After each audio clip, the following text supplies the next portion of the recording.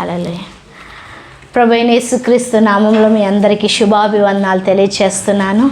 మరొక ఆదివార దినాన్న మనందరము సజీవులుగా ఉండి దేవుణ్ణి ఆరాధించడానికి దేవుడు మనకిచ్చిన కృపను బట్టి, ధన్యతను బట్టి, అవకాశాన్ని బట్టి దేవుడికి మనం ఎప్పటికీ కృతజ్ఞులమై ఉండాల్సిన వారమై ఉన్నాము. నిజంగా దేవుడు మనల్ని ప్రేమిస్తున్నాడు, బలపరుస్తున్నాడు, ఆయన సహాయాన్ని అందజేస్తున్నాడు, ఆయన కృపతో మనల్ని నడిపిస్తున్నాడు, ఆయన దీవెనతో మనల్ని నడిపిస్తున్నాడు, అంచెలంచెలుగా మనల్ని ఎదిగింపజేస్తున్నాడు, ఫలింపజేస్తున్నాడు. ఆయనకు సాక్షులుగా దేవుడు మనల్ని పిలుస్తున్నాడు.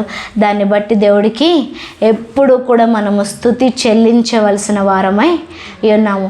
స్తుతి చెల్లించడానికి కొన్నిసార్లు మనం కారణాలు వెతుక్కుంటాం, కానీ స్తుతి చెల్లించడానికి కారణాలు అవసరం లేదు. దావీదును తండ్రే తృణీకరించాడు, అన్నదమ్ములే తృణీకరించారు. అదేంటి, అందరు ఇంటి దగ్గర ఉంటే దావీదు అరణ్యంలో ఉన్నాడు. ఏం చేస్తున్నాడు? అరణ్యంలో గొర్రెలను కాస్తున్నాడు.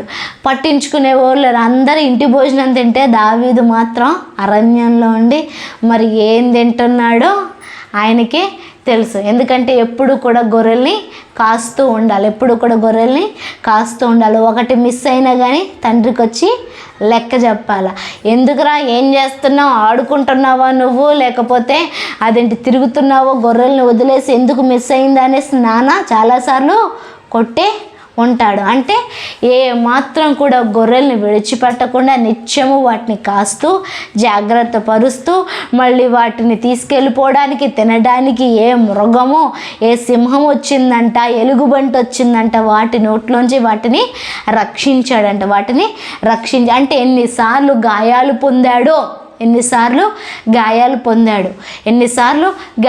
తన అన్నదమ్ములే ఎన్నోసార్లు తనని చేదరించుకోవచ్చు. ఎందుకు ఈ విషయం చెప్తున్నానంటే, ఒకసారి యుద్ధం ఎలా ఉంటుందో చూద్దాము అనేసి యుద్ధ రంగంలోకి వెళ్తే, నువ్వేంద్రా ఇడికొచ్చావు, గొర్రెలు ఏం చేసావు అని వాళ్ళ పెద్దన్న తన్ని చేదరిస్తాడు. అంటే ఎన్ని అవమానాలు అనుభవిస్తున్నప్పటికీ కూడా తను కలిగిన కష్టాన్ని బట్టి కానీ, నష్టాన్ని బట్టి కానీ, తన చిన్నతనాన్ని బట్టి కానీ, తనను అందరూ విడిచిపెట్టిన విధానాన్ని కానీ, దూరం చేసిన విధానాన్ని కానీ, తన దౌర్భాగ్య స్థితిని చూసి నేనెందుకు దేవుణ్ణి స్తుతించాలని ఎప్పుడు దావీదు అనుకోలేదు. ఏమీ లేకపోయినా కానీ దావీదు స్తుతించాడు. ఈరోజు నువ్వు స్తుతించటానికి కారణం, నువ్వు బ్రతికి ఉన్నావు, నువ్వు పోషింపబడుతున్నావు, నువ్వు పడిపోయిన ప్రతిసారి లేవనెత్తబడుతున్నావు. నీ కుటుంబం నీతోటే ఉంది, నీ కుటుంబంతోటే ఉన్నావు, శ్రేష్టమైన ఆహారం తింటున్నావు, ఆరోగ్యాన్ని కలిగి ఉన్నావు, కొన్ని విషయాలు సంతోషాన్ని, నెమ్మదిని కలిగి ఉన్నావు. ఎవరు పడితే వాళ్ళు నిన్ను అవమానించట్లే, నిందించట్లే, అసహించుకొనట్లేదు. నువ్వు ఒకరి దగ్గర చేయించాల్సిన దిక్కుమాలిన స్థితిలో లేవు. ఇవి చాలదా దేవుణ్ణి స్తుతించటానికి? ఈరోజు నీ నోటిని దేవుణ్ణి స్తుతించటానికి నువ్వు తెరిచినట్లయితే, నీ నోటిని దేవుణ్ణి కీర్తించటానికి నువ్వు తెరిచినట్లయితే, ఏదైతే అసాధ్యములు నీ ముందున్నాయో వాటిని దేవుడు సాధ్యపరచబోతున్నాడు. అందుకు లేని దాన్ని బట్టి నోరు మూసుకొని ఉండొద్దు. కలిగి ఉన్నదాన్ని బట్టి, నీ ముందున్న జయశీలుని బట్టి, ఏదైతే దేవుడు అద్భుతాలను పితరుల జీవితాల్లో చేశాడో, నీ కుటుంబంలో చేశాడో, నీ కుటుంబ సభ్యుల జీవితాల్లో చేశాడో, గత 25వ సంవత్సరం వరకు, అంటే 2025వ సంవత్సరం 31 వరకు నీ జీవితాల్లో దేవుడు ఏం చేశాడో దయచేసి వాటిని లెక్కించుకొని దేవుణ్ణి స్తుతించు. గొప్ప కార్యాలు దేవుడు పూనుకోబోతున్నాడు. స్తుతుల మీద నువ్వు ధ్వజాన్ని నిర్మించినట్లయితే, కొంచెం బేస్ పెడతావా? స్తుతుల మీద నువ్వు ధ్వజాన్ని నిర్మించినట్లయితే, ఆ స్తుతుల మీద ఆయన సింహాసనాసీనుడై ఆయన ఆధిపత్యాన్ని పొందుకొని ఆయన నీ జీవితాన్ని గణపరుస్తాడు. నన్ను గణపరచు వారిని నేను గణపరచదను.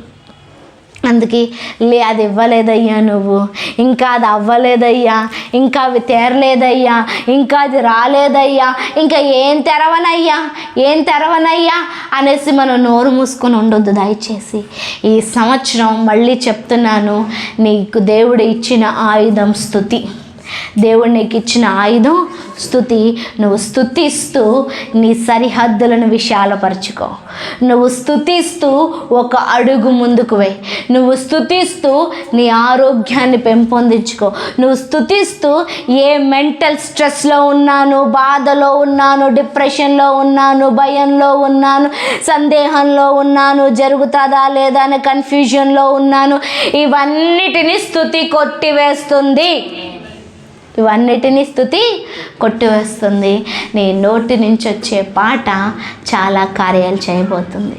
నీ నోటి నుంచి వచ్చే స్తుతి నీ జీవితాన్ని మళ్ళీ మార్చబోతుంది. నీ జీవితాన్ని తిరిగి రాయబోతుంది.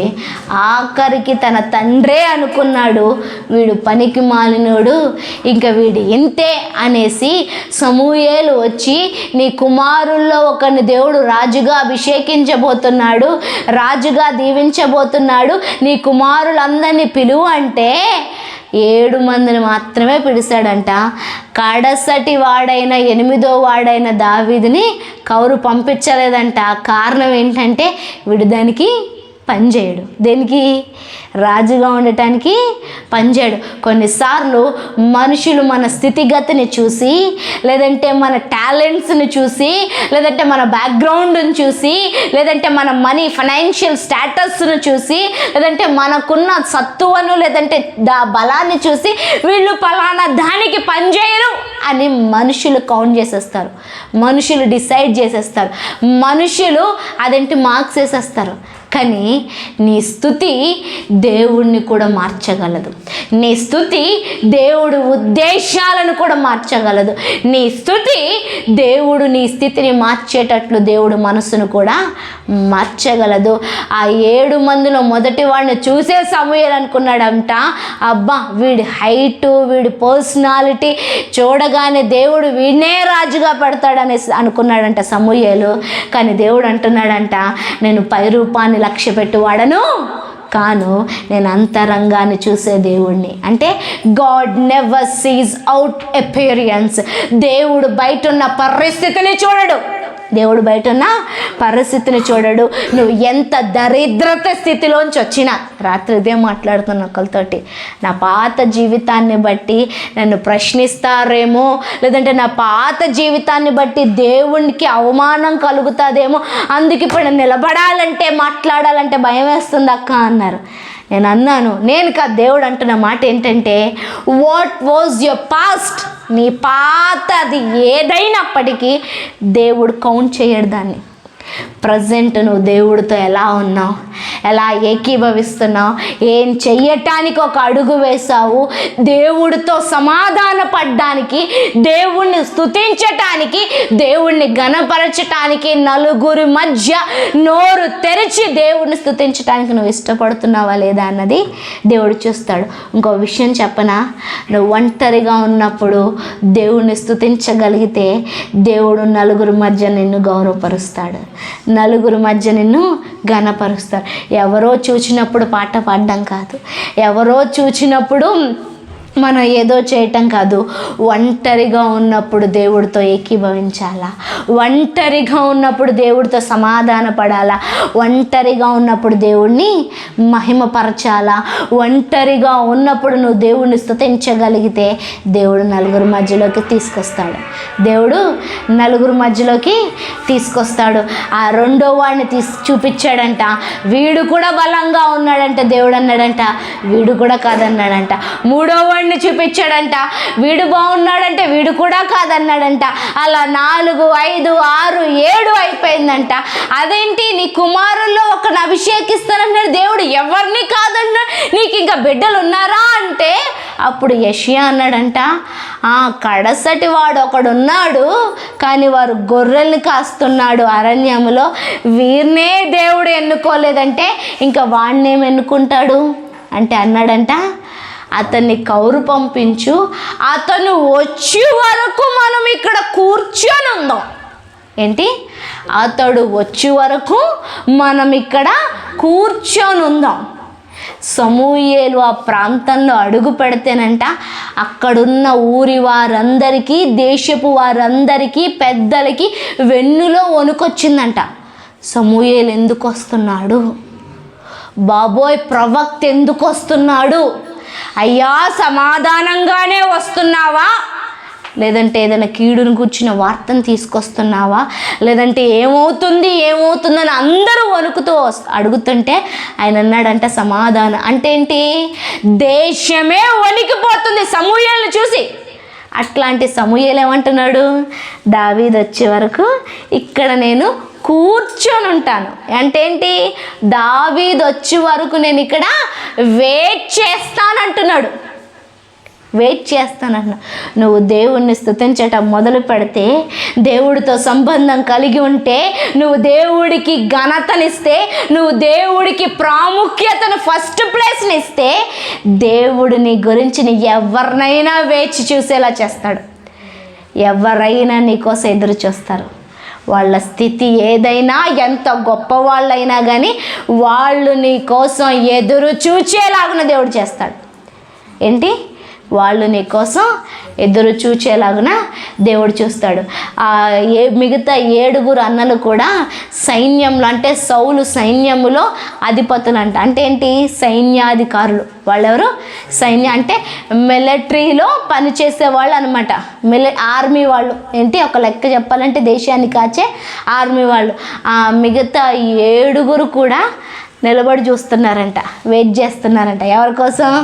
చిచ్చిచ్చి, వీడి దగ్గర గొర్రెల వాసన వస్తుంది, బయటికి వెళ్ళరా, చిచిచి గొర్రెల కంపు వస్తుంది, వీడు దేనికి పని చేయడురా, ఆ గొర్రెల్ని శుభ్రం చేయడానికి, ఆ గొర్రెల్ని కాయడానికి, ఆ గొర్రెలకి మేత వేయడం తప్ప ఇంక ఎందుకు పని చేయడురా అన్న దావీదు కోసం ఇప్పుడు ఎవరు వెయిట్ చేస్తున్నారు? సైన్యాధికారులు ఎదురు చూస్తున్నారు. ఎవరు ఎదురు చూస్తున్నారు?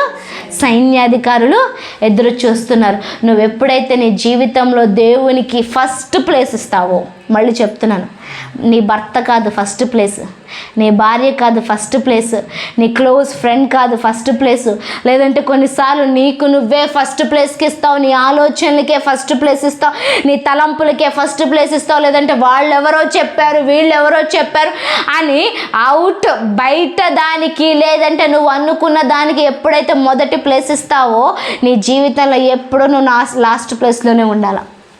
నువ్వు లాస్ట్ ప్లేస్లోనే ఉండాలి. కానీ ఎప్పుడైతే నువ్వు దేవునికి మొదటి స్థానాన్ని ఇస్తావో, మొదటి ప్లేస్ని ఇస్తావో, దేవుడు ఫస్ట్ ప్లేస్లో ఉన్న వాళ్ళందరినీ కూడా నీ కోసం వెయిట్ చేసేలా చేస్తాడు. ఫస్ట్ ప్లేస్లో ఉన్న వాళ్ళందరినీ కూడా నీ కోసం వెయిట్ చేసేలా చేస్తాడు. ఇప్పుడేంటి? చేదరించుకున్న అన్నలు, అవమానించిన అన్నలు చేతులు కట్టుకొని నిలబడి వెయిట్ చేస్తున్నారు. ఎవరి కోసం? దావీదు కోసం.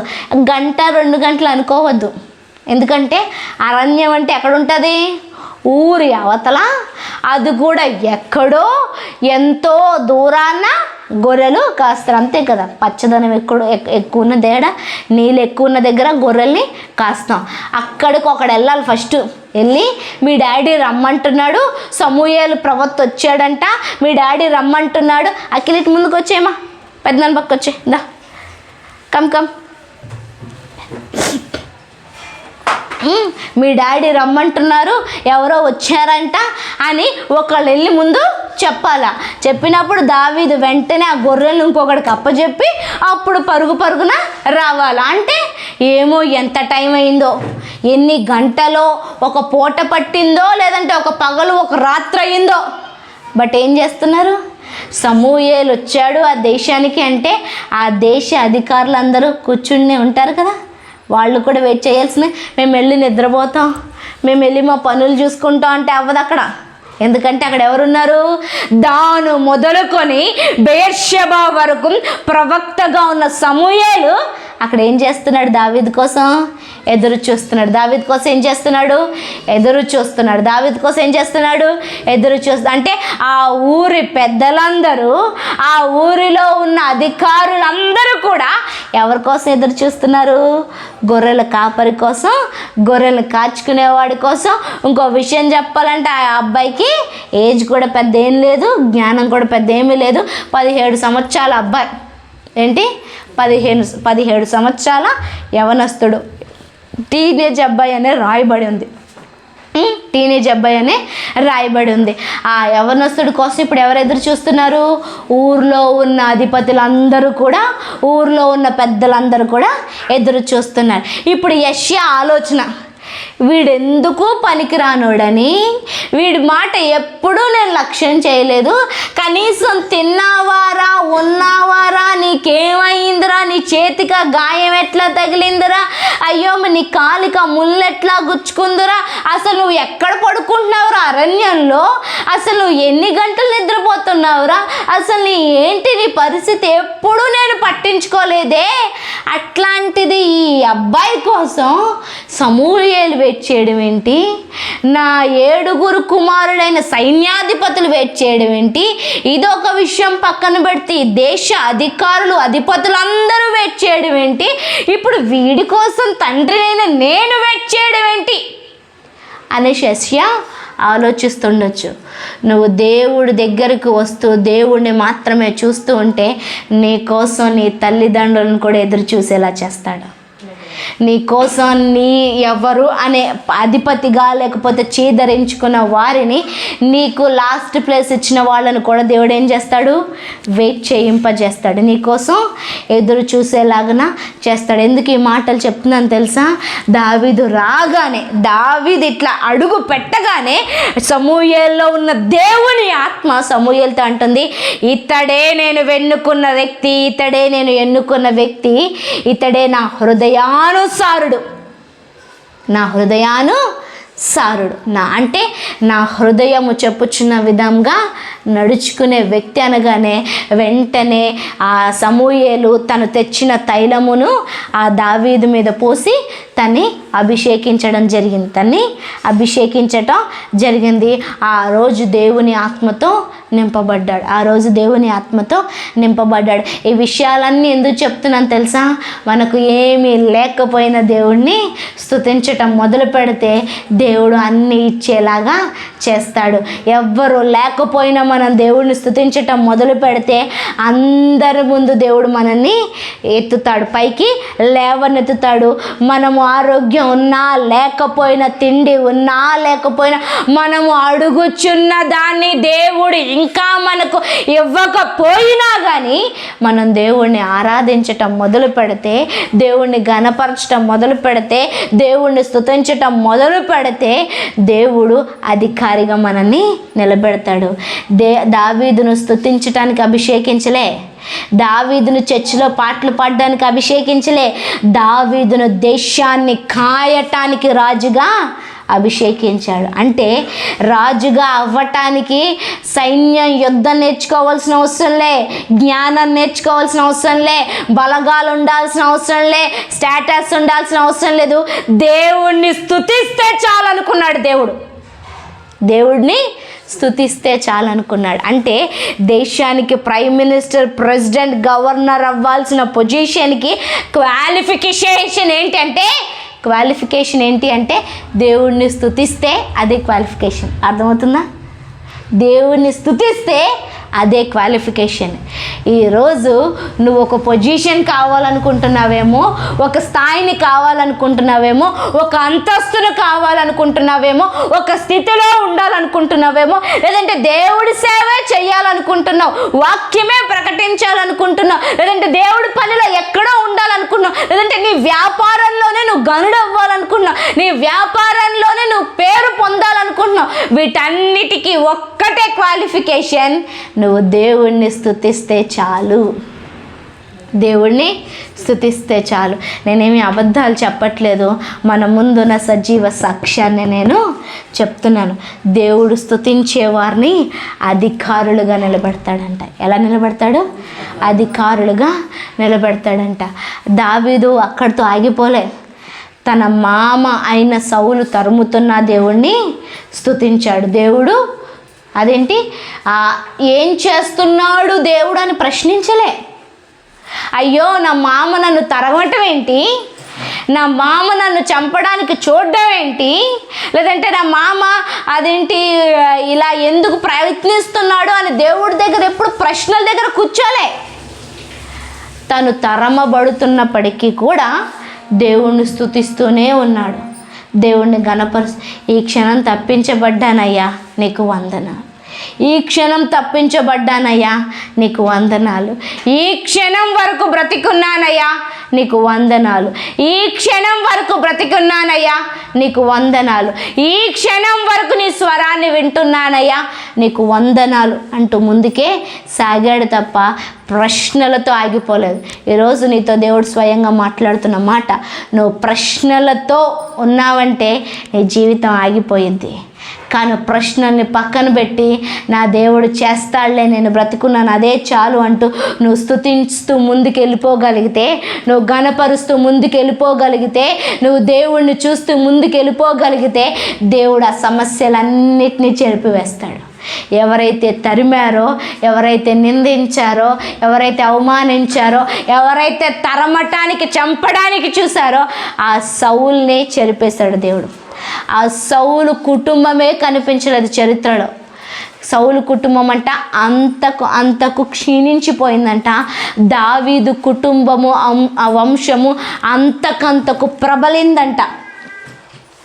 మన కుటుంబాలు ప్రబలటానికి, మన కుటుంబాలు ఆరోగ్యంతో ఉండటానికి, మన కుటుంబం అంతా సమృద్ధిగా ఉండటానికి, మన జీవితాలు సంతోషంగా సమాధానంగా ఆరోగ్యంగా ఉండటానికి గల కారణం ఏంటి?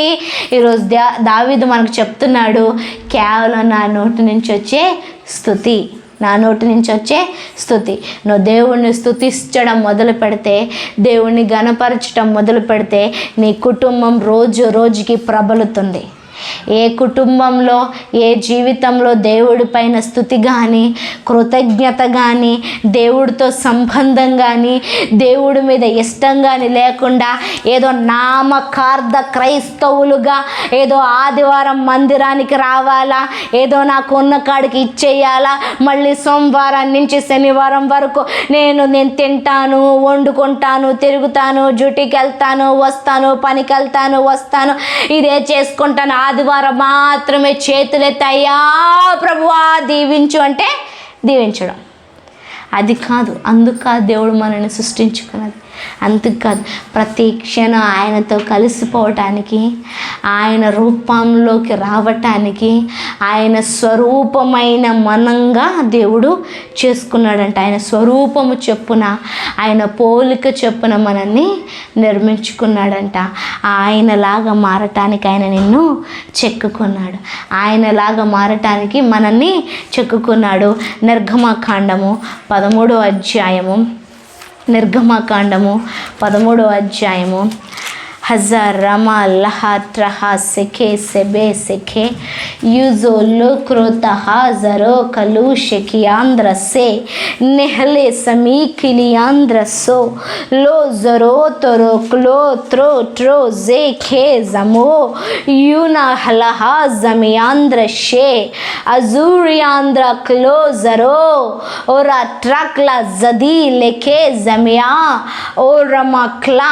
నిర్గమకాండము 13వ అధ్యాయం 1వ వచనం నుంచి చూసినట్లయితే, మరియు యెహోవా మోషేతో ఇలాగు సెలవిచ్చెను, ఇశ్రాయేలీలో మనుషుల యొక్కయు పశువుల యొక్కయు ప్రథమ సంతతి అనగా ప్రతి తొలిచూలు పిల్లను నాకు ప్రతిష్ఠించుము, అది నాదని చెప్పెను. అది నాదని చెప్పాను. ఇది ఏ సందర్భం అంటే 430 సంవత్సరాలు ఇశ్రాయేలు ప్రజలు ఐగుప్తులో దాసులుగా పనిచేస్తుంటే వాళ్ళ మొరను మూల్గులను విని పారిపోయిన మోషేను దేవుడు మళ్ళీ తిరిగి వెనక్కి పంపించి ప్రజలను విడిపించిన సందర్భంలో, అంటే ప్రజలందరినీ కూడా ఎర్ర సముద్రం దగ్గరికి తీసుకొచ్చి అంటే ఐగుప్తు నుంచి బయటికి తీసుకొచ్చినప్పుడు దేవుడు మాట్లాడుతున్న మాట, ఆ రోజు వాళ్లకు విడుదల దినం, ఆ రోజు వాళ్ళకి కొత్త సంవత్సరం. అప్పటి నుంచి మొదలైంది. మనందరికీ జనవరి 1 నుంచి అదంటే నూతన సంవత్సరం, కానీ ఇశ్రాయేలీలకి మార్చి ఏప్రిల్ నుంచి మొదలవుతుంది నూతన సంవత్సరం. ఎందుకంటే దేవుడు వాళ్ళని విడిపించింది, వాళ్ళని బయటకు తీసుకొచ్చింది ఆ టైంలోనే, ఆ మూమెంట్లోనే.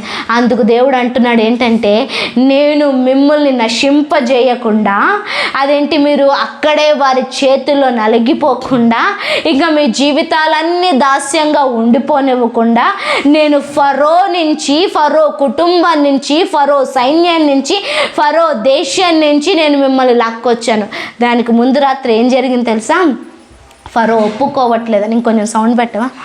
ఫరో ఒప్పుకోవట్లేదనేసి అదేంటి, ఫరో ఐగుప్తి దేశంలో ఉన్న మొదటి జ్యేష్ఠ సంతానాన్నంతటినీ దేవుడు సంహరించాడంట. ఎవరు సంహరించారు? దేవుడు. ఫరో ఇంట్లో ఉన్న నెక్స్ట్ ఫరో తర్వాత రాజు అవ్వాల్సిన మొదటి సంతానాన్ని దేవుడు చంపేశాడు. వినిపిస్తుందని నేను చెప్తున్నాను. ఫరో సైన్యంలో ఎవరైతే నా కుటుంబంలో నా తర్వాత నా దేశానికి పని చేయటానికి సైన్యాధికారిగా పనిచేస్తాడు అనుకున్న మొదటి సంతానాన్ని అంతటిని కూడా దేవుడు సంహరించాడు. ఆ దేశంలో ఉన్న ప్రతి కుటుంబంలో, ప్రతి ఇంటిలో ఉన్న జ్యేష్ఠ సంతానాన్ని దేవుడు చంపేశాడు, దేవుడు సంహరించాడు. అది మాత్రమే కాదు, ప్రతి పశువు, ప్రతి జంతువు, వాళ్ళు పెంచుకుంటున్న ప్రతి పక్షిలో ఉన్న జ్యేష్ఠ సంతానాన్ని అంతటినీ దేవుడు సంహరించాడు. అప్పుడు వాళ్లకు భయం వేసి, మీరు మా దేశంలో ఉండొద్దు, వెళ్ళిపోండి అనేసి వాళ్ళను పంపించేశాడు. అందుకు దేవుడు ఏమంటున్నాడు తెలుసా? వాళ్ళ జ్యేష్ఠ సంతానాన్నంతటిని నేను సంహరించాను, కాబట్టి దానికి ప్రతిగా మీ జ్యేష్ఠ సంతానం అంతా కూడా ఇప్పుడు నాది, ప్రతిష్ఠించండి నాకు అంటున్నాడు. ఈరోజు ఈ నూతన నిబంధనలో మీ అందరితో దేవుడు మాట్లాడుతున్నది ఏంటంటే, నువ్వు ఏదైతే నాకు ప్రాముఖ్యం, ఏదైతే నాకు ఇష్టం, ఏదైతే నాకు మొదటిది, ఏదైతే ఇది ఉంటే బాగుంటుంది అని ఏదైతే ఇది కావాలని అనుకున్నావో దానంతటిని దేవుడు తన కోసం ప్రతిష్ఠించమని చెప్తున్నాడు. అర్థమవుతుందా మీకు పాయింట్?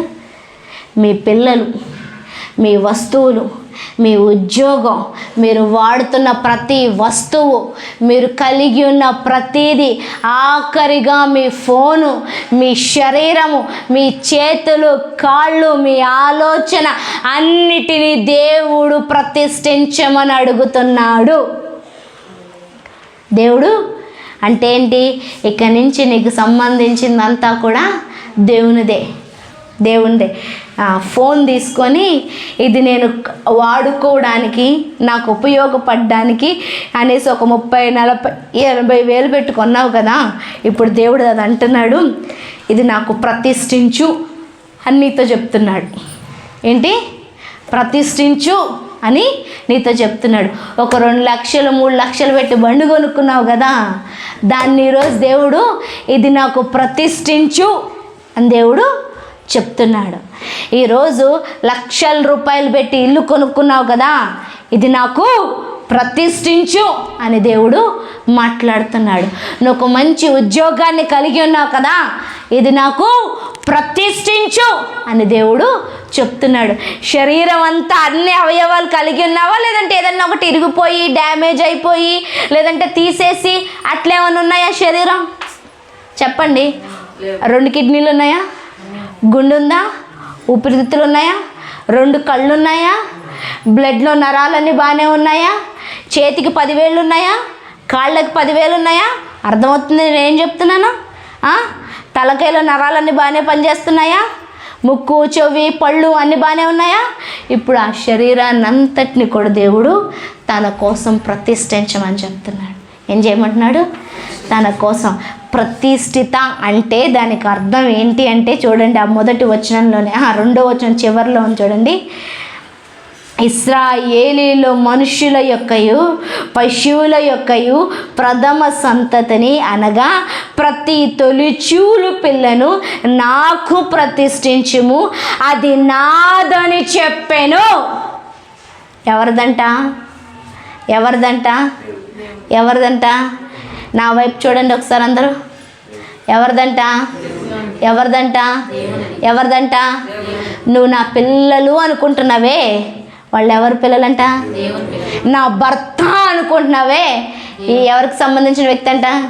నా భార్య, నేను ఏమైనా చేస్తాను, కొడతాను, తిడతాను, చంపుతాను అంటారు కొంతమంది. అంటే ఎవరికి సంబంధించిన వ్యక్తి? దేవునికి నా ఉద్యోగం నేను కష్టపడి చదివి నేను సంపాదించుకున్నాను అని అంటాం కదా, ఎవరిదంట ఉద్యోగం?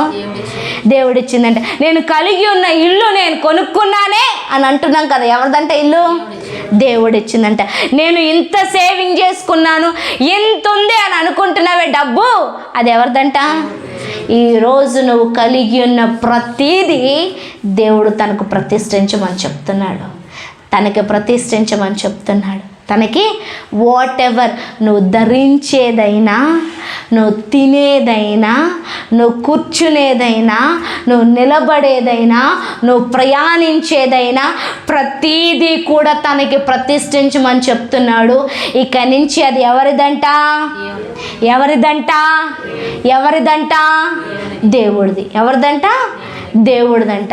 ఇప్పుడు నార్మల్ పలానా అంకుల్ ఒక కారు కొనుక్కొని ఆ కారు తాళం చేతులు పట్టుకొని కారు వేసుకొని వెళ్తున్నారనుకో, ఊర్లో ఉన్న వాళ్ళందరూ ఏమంటారు? అబ్బా రమేష్ మొన్న ఇల్లు కొన్నాడురా, ఇప్పుడు కారు కొన్నాడురా, ఏంటి యేసునామంలో వచ్చినగాక car, declared in Jesus name, car కొన్నాడురా, భలే ఉందిరా అనేసి ఆ చేతుల తాళం చేయగాని వెనకాల ఉన్న కారును చూసి 10 మంది ఒక రకంగా మాట్లాడతారు. ఇప్పుడు దేవుడు ఏమంటున్నాడు? ఈ కారు నాది, నాకు ప్రతిష్ఠించు అనేసి దేవుడికి ప్రతిష్ఠించిన తర్వాత, దేవునికి ప్రతిష్ఠించిన తర్వాత ఇప్పుడు అది ఎవరి చేతిలో ఉన్నట్టు? ఎవరి చేతిలో ఉన్నట్టు? ఎవరి చేతిలో ఉన్నట్టు? దేవుని చేతిలో ఉన్నట్లు. ఇప్పుడు దేవుడి చేతిలో ఉంటే, నీ చేతిలో ఉన్న తాళానికి 10 మంది చూసి 10 మంది గణపరుస్తుంటే, దేవుడి చేతిలో ఉన్న తాళాన్ని సర్వలోకం చూస్తుందంట. దేవుడి చేతిలో ఉన్న వస్తువుని భూలోకమంతా గణపరుస్తుందంట. దేవుడి చేతిలో ఉన్న వస్తువుని అన్నీ కూడా అదేంటి తల వంచాలి, అన్నీ కూడా గణపరచాల్సింది, అన్నీ కూడా గణపరచాలి. ఎందుకు దేవుడు ప్రతిష్ఠించమని చెప్పాడో తెలుసా? ఎందుకు దేవుడు తనకు అప్పచెప్పమన్నాడు తెలుసా? నీ విలువను పెంచడానికి, నీ విలువను పెంచడానికి. దేవుడి చేతిలో నువ్వు ఉంటే దుష్టుడు నిన్ను తాకలేడు. దేవుని చేతిలో నీ ఇల్లుంటే నీ ఇంటిని దుష్టుడు తాకలేడు. దేవుని చేతిలో నీ పిల్లలుంటే నీ పిల్లల్ని దేవుడు దుష్టుడు తాకలేడు. దేవుని చేతిలో నీ ఫోన్ ఉంటే నీ ఫోన్లో అసహ్యమైనవేవి రావు. దేవుడి చేతిలో నీ శరీరం ఉంటే నీ శరీరము ఆరోగ్యంతో ఉంటుంది, శరీరం ఆరోగ్యంగా ఉంటుంది.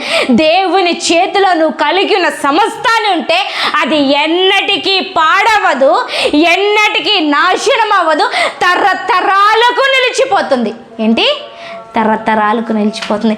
ఈరోజు దేవుడు ప్రతిష్ఠించమంది ఏదో ఇచ్చేయమని కాదు, నీ డబ్బునేదో ఆయన జల్సాలు చేసుకోవడానికి కాదు, దేవుడు దాన్ని రెట్టింపు చేయటానికి, దేవుడు దాన్ని ప్రతిఫలింపజేయటానికి, దేవుడు దాన్ని ఫలింపజేయటానికి, దేవుడు దాన్ని విస్తరింపజేయటానికి, తరతరాలు నువ్వు మిగిలిపోవటానికి, తరతరాలు ఆ సాక్ష్యం కనిపించడానికి, తరతరాలు ఆ సాక్ష్యం కనిపించటానికి దేవుడు ఈరోజు నీ శరీరాన్ని ఇమ్మంటున్నాడు. దేవుడు ఈరోజు నువ్వు కలిగి ఉన్న దాన్ని అంతటినీ కూడా ప్రతిష్ఠించమంటున్నాడు. ఈరోజు నీకేముందో వాటన్నిటి మీద ఒకసారి చెయ్యేసి, యేసయ్యా ఈరోజు నేను నీకు ప్రతిష్ఠిస్తున్నాను, నేను నీకు నా శరీరాన్ని నీకు ప్రతిష్ఠిస్తున్నానయ్యా, ఇక అవమానకరంగా జీవించను.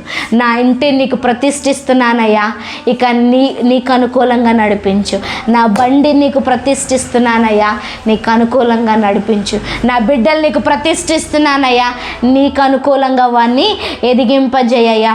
ఈ ధనాన్ని నీకు ప్రతిష్ఠిస్తున్నానయ్యా, నువ్వు దీన్ని వాడుకో, దీన్ని దీవించు, దీన్ని రెట్టింపు చేయి. చాలామంది 5 రొట్టెలు 2 చేపలు ఇచ్చేసాడు అని చెప్తారు, కానీ వాడు తిరిగి వెళ్ళేటప్పుడు 12 గంపలు తీసుకొని వెళ్ళాడు.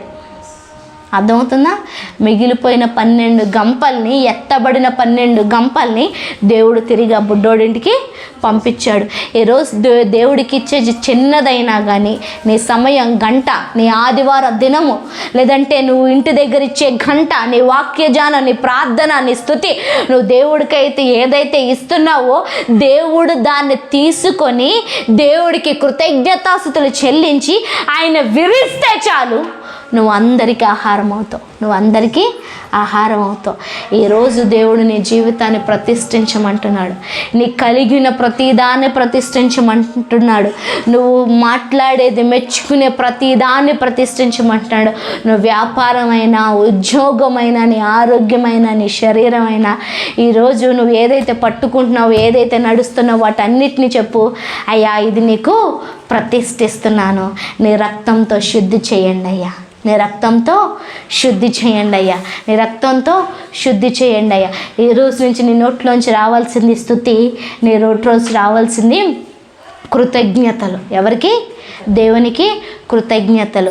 నీ నోటి నుంచి యెషయా 60వ అధ్యాయం నేను ఈ సంవత్సరం మొదటి తారీఖున నేను అదే చదివించి అదే వాక్య లేఖనాన్ని మనం ప్రవచనంగా తీసుకున్న యెషయా 60వ అధ్యాయంని ప్రతిరోజు అది చదవండి, దాన్ని ప్రకటించండి. వినిపిస్తుందా? ఏం చదవమన్నాను నేను? యెషయా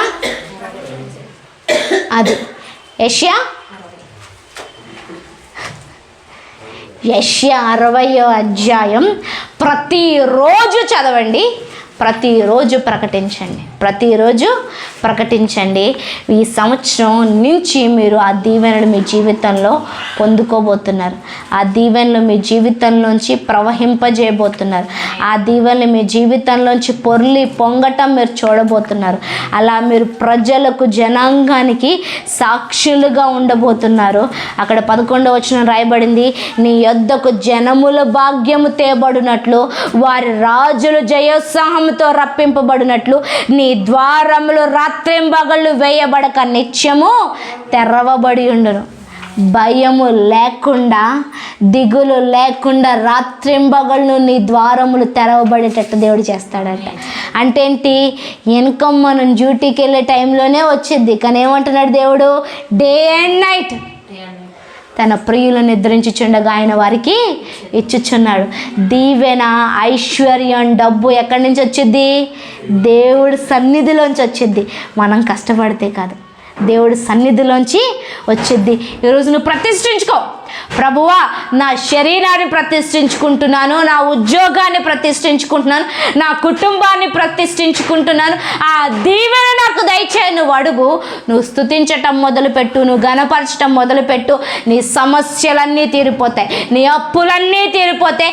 జనముల భాగ్యం నీ వద్దకు వస్తుంది, జనముల భాగ్యం నీ వద్దకు వస్తుంది. నిన్ను బాధించు వారి సంతానపు వారు నీ ఎదుటకు వచ్చి సాగిల పడెదరు. నిన్ను తృణీకరించిన వారందరూ వచ్చి నీ పాదముల మీద పడెదరు.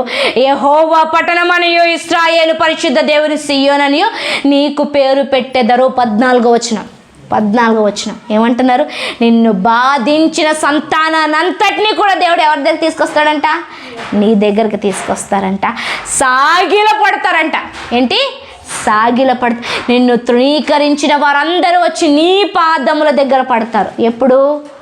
నువ్వు దేవుణ్ణి స్తుతించినప్పుడు, దేవుణ్ణి గణపరిచినప్పుడు, దేవుడితో కనెక్షన్. అందుకే చెప్తున్నాను, ఆదివార దినము మాత్రమే కాదు దేవుడు అంటే, ప్రతిరోజు ఆయనకు సమయాన్ని. అర్థమవుతుందా? ప్రతిరోజు ఆయనకి సమయాన్ని ఇవ్వి. ప్రతిరోజు ఆయన కీర్తించు, ప్రతిరోజు ప్రార్థించు. శత్రువులని యొద్ద నీ పాదముల యొద్దకు తీసుకొస్తారు. యెహోవా పట్టణమనియు ఇశ్రాయేలీల సియోను, యెహోవా పట్టణమనియు ఇశ్రాయేలు పరిశుద్ధ దేవుని సియోనని నీకు పేరు పెట్టెదరు. అంటే దేవుడి మందిరంలో సర్వ సంపదలు గుప్తమై ఉన్నాయంట. దేవుడి సన్నిధిలో పర్వతములు మైనము వలె కరిగిపోతాయంట. దేవుడి సన్నిధిలో సుఖ సంతోషములు ఉన్నాయంట. దేవుడి సన్నిధిలో అన్నీ ఉన్నాయి దేవుడి సన్నిధిలో. ఇప్పుడు ఆ సన్నిధిని ఎవరికి పేరు పెడతారంట? నీకు యెహోవా పట్టణమనియు ఇశ్రాయేలు పరిశుద్ధ దేవుని సియోననియు నీకు పేరు పెట్టెదరు.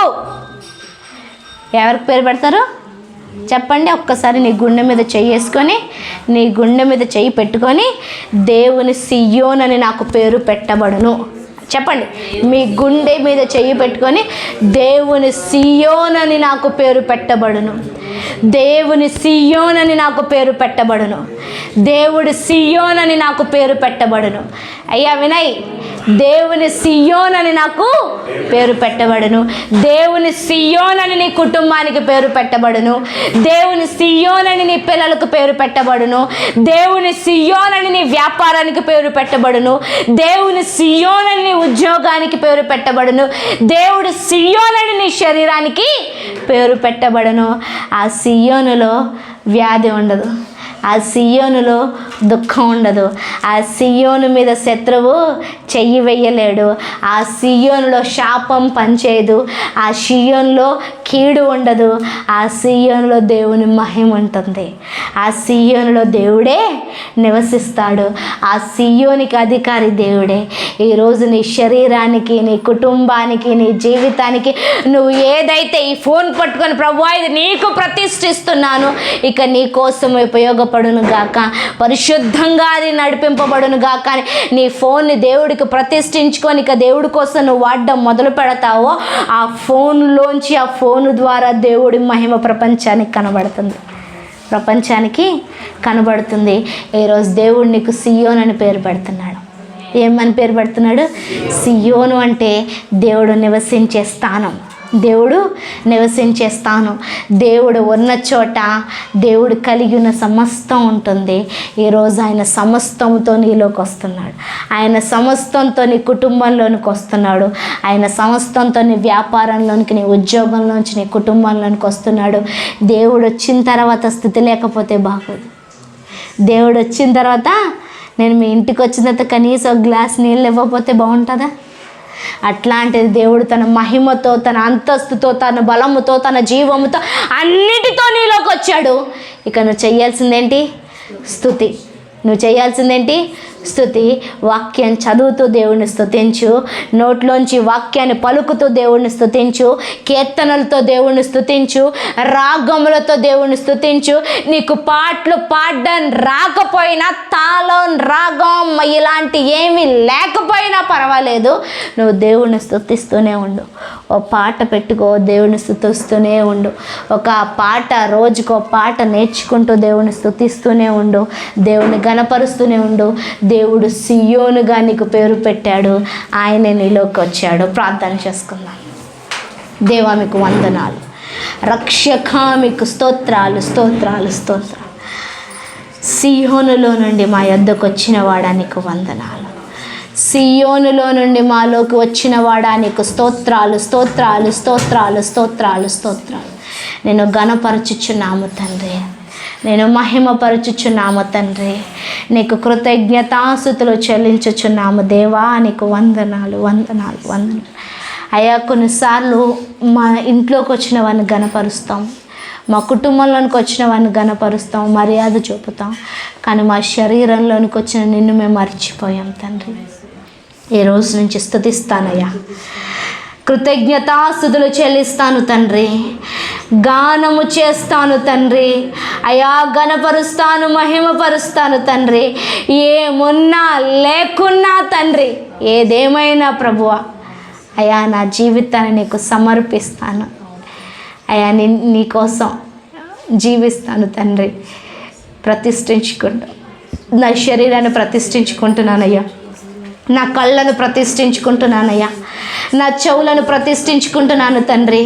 నా ఆలోచన అందరూ నోటితో ఒప్పుకోండి దేవుడి దగ్గర. నా ఆలోచనలు ప్రతిష్ఠించుకుంటున్నానయ్యా, నా తలంపులను ప్రతిష్ఠించుకుంటున్నాను తండ్రి. అయ్యా నా మాటల్ని ప్రతిష్ఠించుకుంటున్నాను తండ్రి, నా పలుకులను ప్రతిష్ఠించుకుంటున్నాను తండ్రి. అయ్యా నా హృదయాన్ని ప్రతిష్ఠించుకుంటున్నాను తండ్రి, నా చేతులను నా కాళ్ళను ప్రతిష్ఠించుకుంటున్నాను తండ్రి, నా శరీరంలో ఉన్న ప్రతి అవయవాన్ని ప్రతిష్ఠించుకుంటున్నాను తండ్రి, నా అడుగులను నా నడతలను ప్రతిష్ఠించుకుంటున్నాను తండ్రి. ఇక నా జీవితంలోంచి నా తలంపులను ప్రతిష్ఠించుకుంటున్నాను తండ్రి. నేను కలిగి ఉన్న నా ఇల్లు, నా ధనము, అయ్యా నా ఆహారము, అయ్యా ఇదిగో నా ఫోను, నాకు ఇచ్చిన వెహికల్, అయ్యా ప్రతి దాన్ని, నా బిడ్డలను, నేను కలిగి ఉన్న నా కుటుంబాన్ని అంతటిని ఈరోజు నీకు ప్రతిష్ఠించుకుంటున్నాను యేసయ్యా. ఈరోజు నీకు ప్రతిష్ఠించుకుంటున్నాను తండ్రి. నీ రక్తంలో కడగండి అయ్యా, నీ రక్తంలో పరిశుద్ధపరచండి తండ్రి, నీ రక్తంలో పరిశుద్ధపరచండి అయ్యా. నా స్వరాన్ని ప్రతిష్ఠించుకుంటున్నాను, నా గొంతును ప్రతిష్ఠించుకుంటున్నాను తండ్రి. అయ్యా నా గొంతును ప్రతిష్ఠించుకుంటున్నాను తండ్రి. అయ్యా నా బిడ్డల్ని ప్రతిష్ఠించుకుంటున్నాను తండ్రి, నా వ్యాపారాన్ని ప్రతిష్ఠించుకుంటున్నాను, నేను కలిగి ఉన్న అంతటిని ప్రతిష్ఠించుకుంటున్నాను. పరిశుద్ధపరచండి తండ్రి, పవిత్రపరచండి తండ్రి, నీ రక్తంలో శుద్ధి చేయండి. ఇక నీ మహిమను మేము చూపించదుము గాక, నీ మహిమను మేము చూపించదుము గాక. అయ్యా ఈరోజు ఎవరైతే ఏదే ప్రార్థన చేశారో వాటన్నిటినీ హస్తానికి అప్పచెప్తూ, ప్రతిష్ఠింపజేస్తూ, కృతజ్ఞతాస్తుతులు చెల్లిస్తూ తండ్రి అయ్యా ఇగో నీకోసం ఇక వారు వాడబడుదురు గాక. ఇక వారి ప్రతి విషయంలో నువ్వే ఉండి నడిపింపబడుదు గాక. వారు ప్రతిష్ఠించిన ప్రతీది నీ కొరకై వాడబడును గాక, నువ్వే వాడుకొందువు గాక, నీ చేతిలోనే ఉందును గాక తండ్రి. అయ్యా నీ చేతిలో ఉన్న దానికి కీడే లేదు తండ్రి. అలాగనుండటాన్ని కృపను చూపించమంటూ యేసుక్రీస్తు నామంలో ప్రార్థిస్తున్నాము తండ్రి. అదేవిధంగా ప్రార్థన